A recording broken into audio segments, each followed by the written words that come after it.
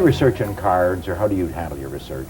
I type it up at the end of every day. And paper. And you have it handy. That For instance, you leave I'll go into a bar, right, and I see two German girls there wearing the kinds of things that German girls wear in the tropics, which is very little, with a real interesting-looking guy, strictly one of those triangle situations, and they're all singing, they're all drunk, 10 o'clock in the morning, and with his 10 in the morning they're 10 drunk. in the morning drunk. With his back turned to them sits this Frenchman who needs a shave, who's quite elderly, speaking to himself, mon Dieu, you know, hating these people who are ruining his morning, and looking over to the rest of us, beseeching us, how can we tolerate such behavior from the part of these invading Europeans?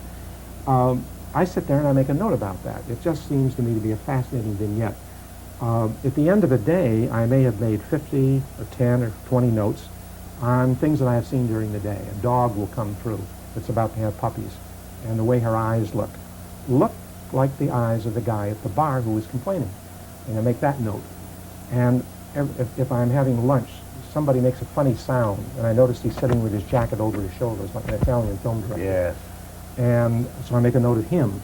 He sounds like a bus door opening with his God, lips. you're really observing life then every second. Well, that's what's so exciting. You see, that's a different kind of research. That's how you do books then. That's how I do books, yes. And then I'll walk down the street and I'll know that it's 27 steps from the corner to this doorway.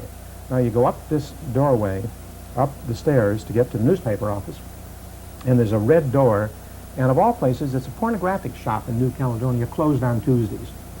Well, you know, that strikes me as very hysterical. Yes. In New Caledonia, a porn shop, they're closed on Tuesdays with a red door, into the book.